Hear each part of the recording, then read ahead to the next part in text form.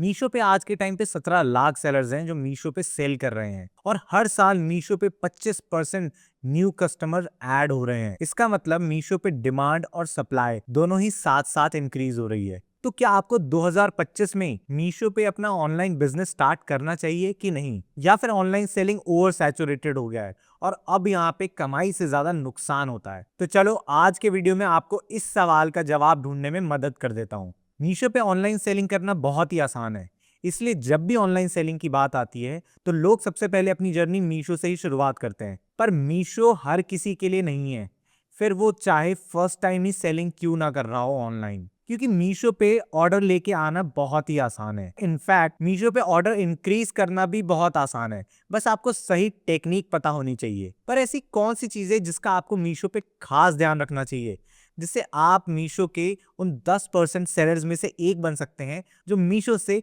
महीने के लाखों रुपए कमाते हैं?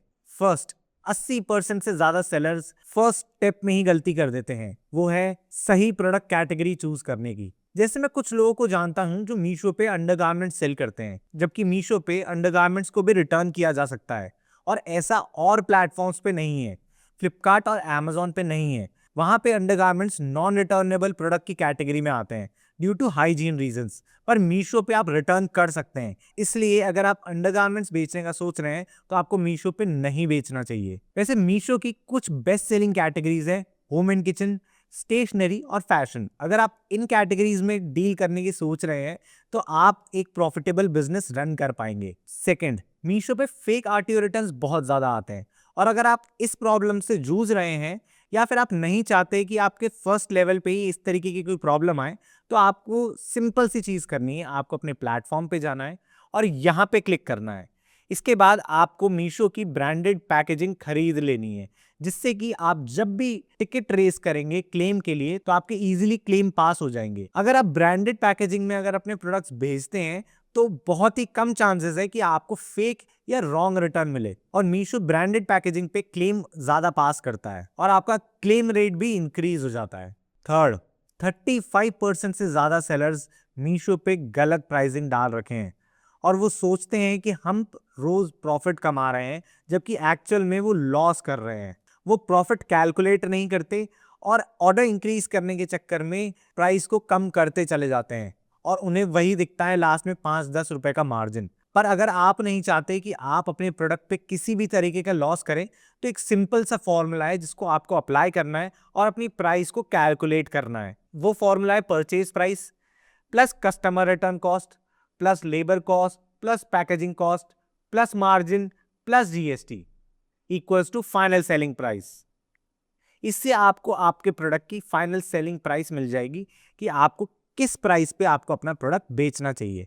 जिसके एग्जाम्पल के लिए आपका कोई 100 रुपए का प्रोडक्ट है, उस पर कस्टमर रिटर्न कॉस्ट 20 रुपए आ रही है, क्योंकि आपका कस्टमर रिटर्न परसेंटेज 10% है, उसके हिसाब से आपकी कस्टमर रिटर्न कॉस्ट 20 रुपए आ रही है।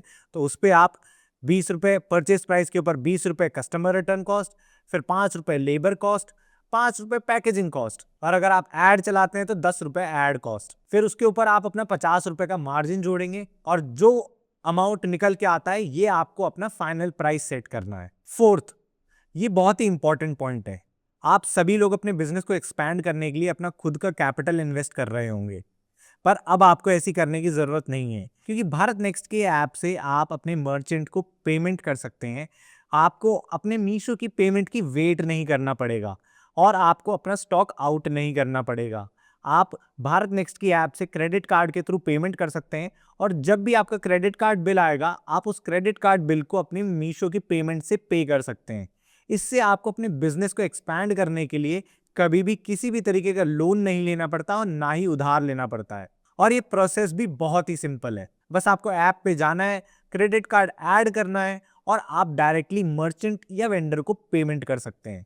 मैं खुद लास्ट 6 मंथ से भारत नेक्स्ट की ऐप को यूज कर रहा हूं और मुझे अब किसी भी तरीके की पेमेंट रिलेटेड इश्यूज नहीं आते, क्योंकि मैं टाइमली मर्चेंट को पे करता हूं और मैं टाइमली अपनी इन्वेंट्री को फिल कर पाता हूं, जिससे मेरे मीशो के बिजनेस को बिल्कुल भी इंपैक्ट नहीं पड़ता और मेरा मीशो का business day by day grow करता जा रहा है। अगर आप भी भारत नेक्स्ट की ऐप को यूज करना चाहते हैं तो नीचे मैंने डिस्क्रिप्शन बॉक्स में लिंक दिया हुआ है। इसके अलावा आप प्ले स्टोर या ऐप स्टोर पे जाके भी भारत नेक्स्ट ऐप सर्च करके भी डाउनलोड कर सकते हैं। फिफ्थ, लोग एक और बहुत ही बड़ी गलती कर देते हैं, और इस गलती के तो क्या ही कहने।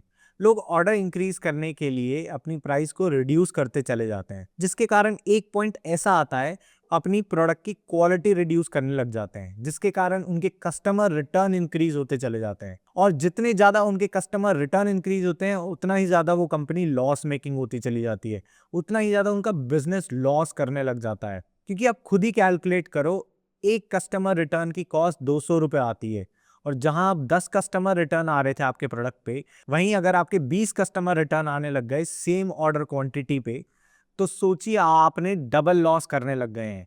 जहां आप 5 रुपए कमाते, वहीं आप 20-25 रुपए का लॉस करने लग जाएंगे।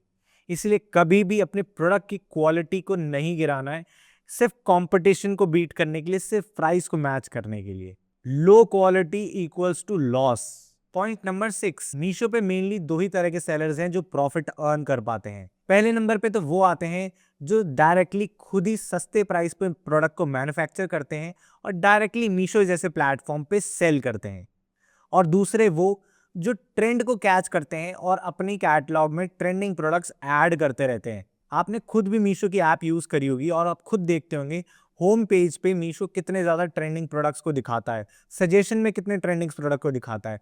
क्योंकि मीशो जानता है कि अगर कस्टमर को ट्रेंडिंग प्रोडक्ट दिखाया जाएगा तो कस्टमर इम्पल्सिव बाइंग कर सकता है, और मीशो यही इम्पल्सिव बाइंग के ऊपर प्ले कर रहा है कि जितना ज्यादा कस्टमर देखेगा कि ट्रेंडिंग प्रोडक्ट आया, वो फटाफट खरीद सके और फटाफट वो अपने ऑर्डर को इंक्रीज कर सके। ट्रेंडिंग प्रोडक्ट दिखाने से कस्टमर बार बार मीशो पे आता है परचेजेस करने के लिए, जिससे सेलर का भी फायदा होता है और मीशो का भी फायदा होता है। इसलिए मीशो ट्रेंडिंग प्रोडक्ट्स को बहुत ज्यादा पुश करता है।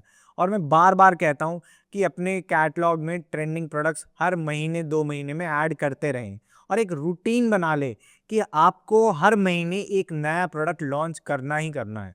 क्योंकि आपको नहीं पता कौन सा प्रोडक्ट हिट हो जाएगा या कौन सा प्रोडक्ट फेल हो जाएगा, और हर प्रोडक्ट की एक शेल्फ लाइफ होती है। एक प्रोडक्ट एक टाइम तक ही आपको ऑर्डर्स लाके दे सकता है, उसके बाद वो सैचुरेट हो जाएगा, या फिर उस सेम प्रोडक्ट को बेचने के लिए और भी हजारों सेलर्स आ जाएंगे। इसलिए आपको कंपटीशन में बने रहने के लिए आपको न्यू प्रोडक्ट्स लेके आना जरूरी है। अगर आप इन बातों का ठीक तरीके से ध्यान रखते हैं, तो आपको मीशो पे एक सक्सेसफुल और प्रॉफिटेबल सेलर बनने से कोई नहीं रोक सकता, और आप भी मीशो से लाखों रुपए कमा सकते हैं।